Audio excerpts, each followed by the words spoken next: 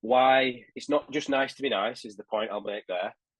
I'm going to dip into a little bit of sort of brain development really briefly, just to really emphasize why relationships make a difference before plowing through, and I mean steaming through a model that we use across our schools and that we support other people with across the country. Um, as you've probably picked up, I'm not a neuroscientist. It's quite obvious that, I think, isn't it? But what I'm very lucky to have worked alongside neuroscience. We had actual practicing paediatric neurologist, Dr. Andrew Curran, came and worked in our school. And he's the guy who wrote the big book, the little book of big stuff about the brain. If you're interested in reading it, I'll start to hopefully throw a few in for you to have a little look at. And I was lucky enough while I worked at one of our schools to have occupational therapists that came and were starting to give us direct sort of physical sensory strategies for some of the students.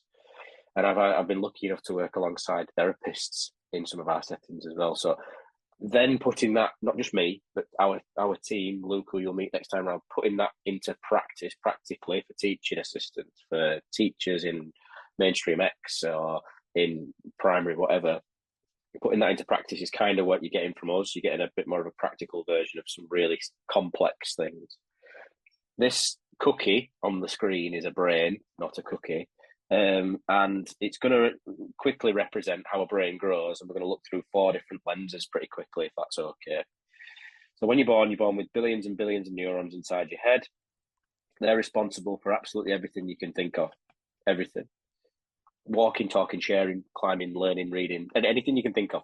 86 billion. If we think that we understand the brain even slightly, we're having a bit of a laugh. It's just incredible. And I think the more excited and interested you can get about the brain and the body, the better equipped you'll be to deal with life, not just education.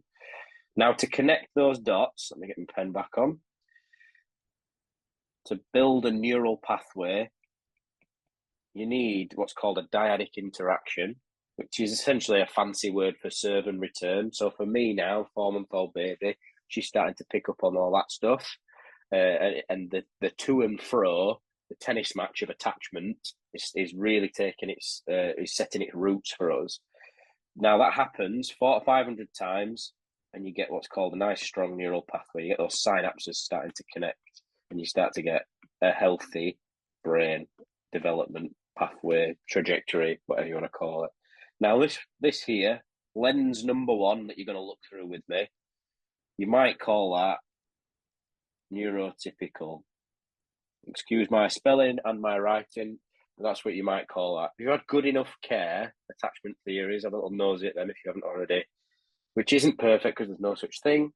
If you had good enough care and there isn't neurodiversity, which is what we're going to look at next, you might, if you're labeling people, but we're not a fan of labels, remember, you might call that person neurotypical. That's the children who can go, right, my name's in the red traffic light, I'll keep quiet and I'll get on with my work. That's the people who generally the systems will work for, generally. But my argument is the stuff that we're going to work through that works for the others that we're talking about works for the neurotypical children just as well. Let me change my colour. Let's get creative. Number 2, I just mentioned this one really briefly. So neurodiverse, word that's thrown around a lot at the minute. If you have got a condition or need that's affecting the way that you're processing the world, interpreting the world. So if you're on the spectrum, you've got dyslexia, dyspraxia, your ADHD, etc. That is literally, it sounds really unpolitically correct, this, but your brain's wired up a little bit differently, and you're interpreting and processing information in the world in a different way because of that additional need. Is that making sense to everybody? Still with me, yeah? And you'd categorize, label in this sort of diagram that as neurodiverse. Those are the children who you have to legally make those adjustments for. And people sometimes come back to me there and say, well, the world's not going to change for them when they leave school. Well, it should. The world should be making adjustments, just like there's a ramp for people to get into a building. We should be, and the world is getting better at it, but it's still not where it should be in terms of making adjustments to some of these additional needs. Lens number 3, if you want to think about a third lens, if you were going to give it a name, you might say neuroadverse. Somebody that's experienced trauma or adversity, right? we know how potentially, hopefully, some people might have come across the phrase ACEs before, or trauma. But what I'm not going to do is dive into that in loads of depth. But when you experience some sort of adversity or trauma, it literally can start to do this inside the brain and sort of break pathways down or get in the way of them being built, especially if that's in early childhood. When you're experiencing trauma or adversity, it's an overexposure to stress hormones like cortisol, which are actually supposed to help you. But if it's a trauma or an adversity, it's prolonged, uncontrollable, and there's no relationships there to buffer and mitigate the effects of that stuff piling into the brain and body. So it literally can start to damage pathways. You might have children in your school who, year 5, 6, the year 5, they're fine. They have a divorce, or they move house and it's dramatic, or they're abused, or something happens and their behaviour will change quite often as a result of it. And that doesn't mean you don't have to go to extremes. You know, it might be something that seemingly from the outside looking in could be weighted as smaller, but I'm not assigning the weight to it there. That's perception of the outside world looking in. And it's the same for the resulting behaviour. It doesn't always present itself in big and outbursty. It can be the opposite, and quite often you can see children that are just withdrawing and coming within themselves and disassociating, for want of a better way of saying it. Still with me? Good stuff. Right, last one that we're going to go through is the bottom lens down at the bottom. That's anybody that's been born post 2000, because if you're born post 2000, you're born into a world where something's getting in the way of these things being connected. In over 95% of households, there is what?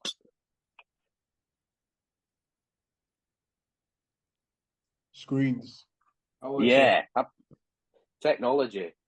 And it's the irony is not lost on me that I'm speaking on a Zoom call to some people in a different country, but the reason I'm referencing it at this point is because early brain development, you need people, not screens.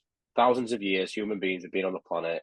The last 30, this stuff has crept in and started to get in the way of the human interaction. Because we know, from what I've just explained briefly, very quickly, that these dots are connected by a social, physical interaction, and you can't get that through a screen. What I'm not doing is judging anybody. So if you're using technology with your own children, there's no judgment here. What we have to do, though, is make sure that we have an understanding of the impact that that can have. Because what you're seeing, if you want to label it as something, I suppose, is a technological interruption. Now, we were forced into this. We probably wouldn't be sat doing this as effectively if we'd not had those 2 years where we were forced into it. It was petrol on the fire. It was already happening.